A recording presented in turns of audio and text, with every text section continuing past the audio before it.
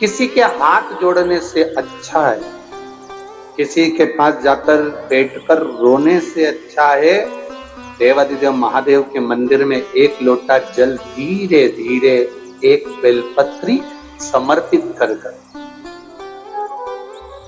बेलपत्री की जो डंडी है बस शिवलिंग पर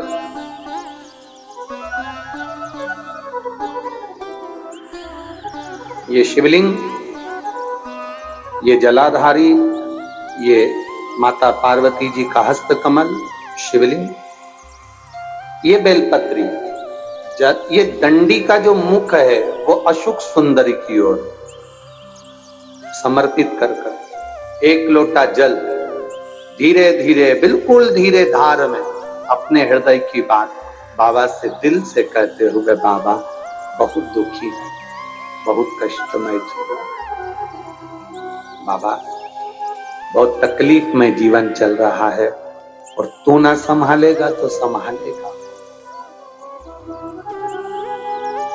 त्वमेव माता च पिता त्वमेव बंधु च सखा, सब कुछ तो तुमको मान लिया।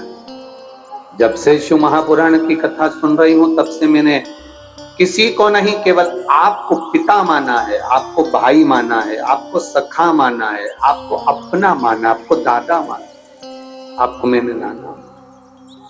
आप ही तो हैं जो संभाल सकते हैं। शिव बाबा से एक लोटा जल अगर समर्पित कर रहे हैं धीरे धीरे, कभी तुम्हारे चित्त में ऐसा आए कि मुझे बहुत टेंशन चल रहा है और मेरा जीवन ठीक नहीं चल रहा, हम कहेंगे, आज के जमाने में लोग हताश हो जाते हैं तो सोचते हैं कि सुसाइड कर लूं, मर जाऊं। हम उनसे इतना सा कहना चाहेंगे कि मरने का प्लान फिर बाद में कर। हम तुमको मना नहीं करेंगे कि तुम मरने का प्लान मत बनाओ, तुम्हारा मन हो तुम बाद में प्लान बनाना। एक बार विचार कर लेना कि अभी नहीं मरूंगा। अभी मैंने कथा सुनी है और सुना है एक लोटे जल का महत्व क्या है। कर्जा हो गया ना चुक जाए, दुख आ गया ना कट जाए।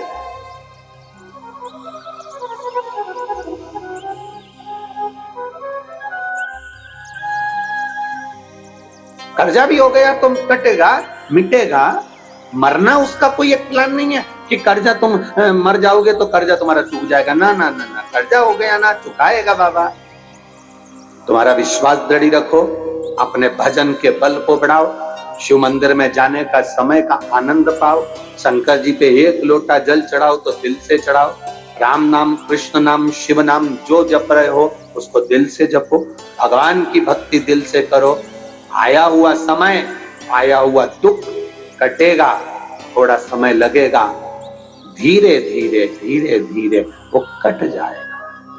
वो बर्तन होता है ना बहुत काला हो जाता है तो उसको माताएं रगड़ती है, वो साफ नहीं होता तो फिर क्या करते हैं उस बर्तन को। अगर बर्तन साफ नहीं हो ना तो फिर उसको क्या करते हैं, उसमें छाछ भर देती है, दही भर देती है, नींबू लगाकर छोड़ देती है, खट्टी चीज से वो साफ हो जाएगा। तो थोड़ा अगर समय लग रहा है और लगे कि तुमको कि ये ठीक नहीं हो रहा तो समझ लेना कि भगवान ने भी कोई छाछ भर दी होगी। भगवान सुन क्यों नहीं रहा, भगवान ने भी कोई दही भर दिया होगा। ये समर क्यों नहीं रहा, ये ठीक समय आ क्यों नहीं रहा, आएगा।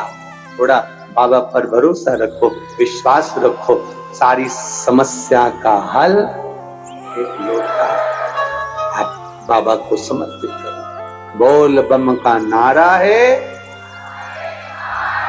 बाबा एक, उसके सहारे जियो ना। हम क्यों संसार वालों के सहारे। एक तमिलनाडु में नंदनार नाम का एक मजदूर रहता था जिसको बधुआ मजदूर कहते हैं। बधुआ मजदूर मतलब किसी के यहाँ, किसी सेठ के यहाँ, किसी धनपति के यहाँ किसी को बेच दिया जाता, ये आज से तुम्हारा नौकर है।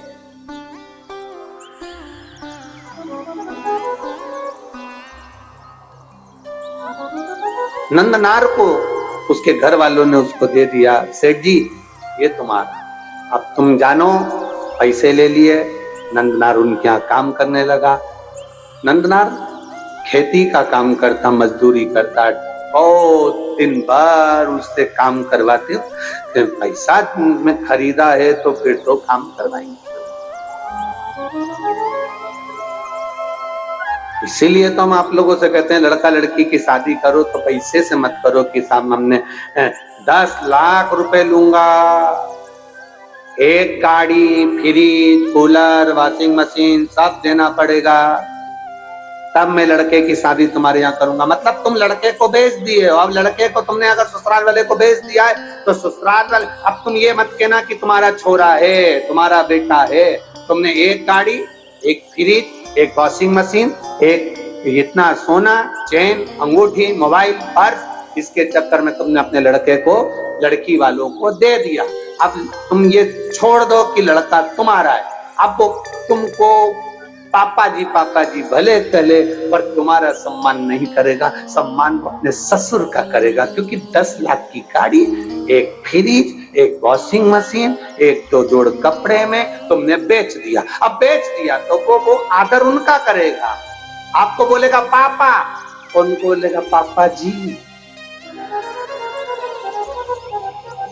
आपको बोलेगा मम्मी, उनको बोलेगा मम्मी जी। बोलना पड़ेगा क्योंकि जगदम्बा वहीं खड़ी है। नहीं बोलेगा तो ये चंद्र घंटा घंटा बजा दे। बोलना पड़ेगा, खरीदार। घर में बहू लेकर आना, कार वाली कभी मत लाना, संस्कार वाली लेकर आ जाना।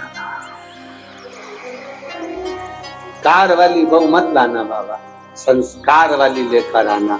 जब संस्कार वाली बहू हमारे घर में प्रवेश करती है तो वो हमारे जीवन को सार्थक करती है। विद्वत ब्राह्मण जन, भूदेवता, पृथ्वी के देव, ब्राह्मण जन जब किसी लड़का और लड़की की पत्रिका मिलाते हैं, गुण मिलाते हैं, तो वो यही देखते हैं कि संस्कारवान लड़की इनके घर में प्रवेश करे। भूदेव यही चाहते हैं। ब्राह्मण यही पूजन पाठ के माध्यम से आपको वर प्रदान करते हैं।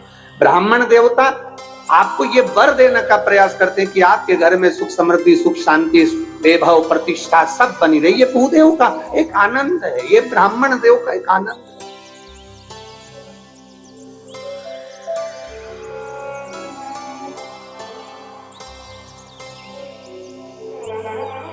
अब नंदनार काम कर रहे हैं, पर नंदनार के हृदय में एक बड़ा बड़ा भाव था। नंदनार जिस सेठ जी क्या काम करते थे उस गांव से 25 किलोमीटर दूर तिरुपुंगुर नाम का एक शिव मंदिर है तमिलनाडु में। तिरुपुंगुर 25 किलोमीटर दूर था वो मंदिर। नंदनार शिव की भक्ति में रमे रहते थे, खेती करते, काम करते, डलिया धोते। सेठ भी ऐसा कि 24 घंटे में से केवल 4 घंटा उसको आराम करने देता, बाकी का 20 घंटा उसको रधेड़े रखता, काम करवाता रहे। वो भी बेचारा मजदूर था, बधुआ था, बंधा हुआ था, कर रहा। निवेदन आप सबसे, धन से किसी को बांधने का प्रयास मत, धन और भय से कभी मत बांधना। आज तक इस शिव महापुराण की कथा में आपको कभी भय नहीं बताया कि तुम अगर शंकर जी को जल नहीं चढ़ाओगे तो तुम्हारे साथ ऐसा हो जाएगा, तुम अगर शंकर जी का व्रत छोड़ दोगे तुम्हारे साथ ऐसा हो जाएगा, तुम अगर शंकर जी के साथ ऐसा करोगे तो तुम्हारे साथ ऐसा हो जाएगा। क्योंकि शिव महापुराण में कोई भय लिखा ही नहीं है। ये तो दुनिया के लोगों ने शंकर भगवान को भय बना दिया। शिव जी क्रोध के देवता हैं, रुद्र देवता हैं, गलत करोगे गुस्सा करेंगे, गलत करोगे ऐसा हो जाएगा। शिव महापुराण की कथा कहती है शंकर भगवान को पशुपतिनाथ कहते हैं। पशुपतिनाथ मतलब पशुओं का भी वो देवता है, साधारण सा नहीं, वो भोला है। उसको क्रोध तो केवल तब आता है जब उसके भक्तों पर विपदा आती है, और वो विपदा कटती नहीं, तब मेरे महादेव को क्रोध आता है। हर कभी शिव जी को क्रोध नहीं आता, हर कभी शंकर भगवान को क्रोध नहीं आता। घर में रहने वाली माँ को हर कभी क्रोध थोड़ी ना आता है। घर में रहने वाली स्त्री को, घर में रहने वाली बहू को हर कभी क्रोध नहीं आता। जब देवरानी जेठानी में क्रोध कब आएगा? देवरानी जेठानी की झगड़ा होगा तो गुस्सा नहीं आएगी, पति की बात होगी तो झगड़ा नहीं, क्रोध नहीं आएगा। देवरानी जेठानी में लड़ाई होती है केवल औलाद के चक्कर में, बच्चों के चक्कर में। जब अपने पुत्र की बारी आती है और बच्चे के साथ अगर कोई बात हो, अगर जेठानी ने डांट दिया, देवरानी ने कुछ कह दिया, किसी ने कुछ कह दिया, मोहल्ले के लोगों ने कुछ कह दिया, बच्चों के चक्कर में, जब घर की बहू, घर की दादी, घर का बुजुर्ग, घर का बड़ा अपने बच्चों के चक्कर में क्रोध कर सकता है, तो मेरा महादेव भी अपने भक्तों के चक्कर में क्रोध कर सकता है। जब उसके बच्चों को चोट पहुंचे, उसके हृदय को चोट पहुंचे।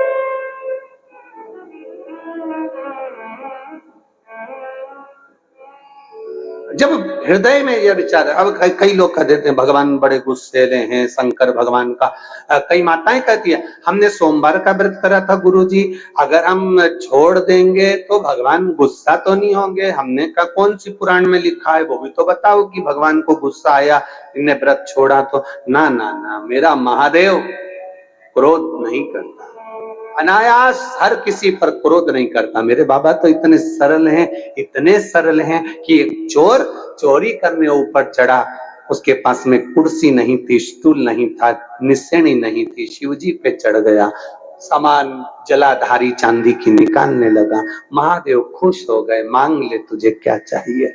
वो चक्कर खा के नीचे गिर गया, मैं तो चोटा चोर। आज तक आप प्रसन्न नहीं हुए भोलेनाथ, और आज कैसे प्रसन्न हो गए? शिव जी कहते हैं लोग जल चढ़ाते, धतूरा चढ़ाते, बेलपत्री चढ़ाते, तो पूरा ही चढ़ गया, पूरा चढ़ गया। मैं प्रसन्न ना हूं तो क्या? कितनी कृपा है, उसकी दया, उसकी करुणा कितनी विचित्र हो जाता है। कभी कभी ऐसा भाव प्रकट हो जाता है, कभी कभी। वो करुणा ना करेगा तो कौन करेगा? वो करुणा ना करे, वो कृपा ना करे तो कौन कृपा?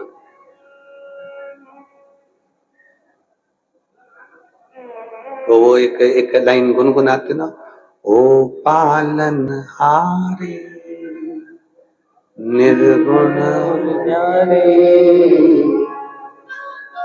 तेरे बिना हमारा कोई नहीं। ओ पालन हारे निर्गुण न्यारे, तुमरे बिना मेरा कोई नहीं। हमारी उलझन सुलझाओ भगवान, तुमरे बिना हमारा कोई नहीं। तुमरे बिना हमारा कौन नहीं, तुमरे बिना हमारा कौन नहीं। ओ पालनहारे निर्गुण और न्यारे, तुमरे बिना हमारा कौन नहीं। हमरी उलझन सुलझाओ भगवान, तुमरे बिना हमारा कौन है? कौन है तेरे से? लाखों के दुखड़े जो तू हर गया डमरू वाले, तो मेरे दुखड़ों को देखकर क्यों डर गया डमरू? एक पत्र आया है, देखिए बड़ा भाव से किसी ने लिखा, बड़ा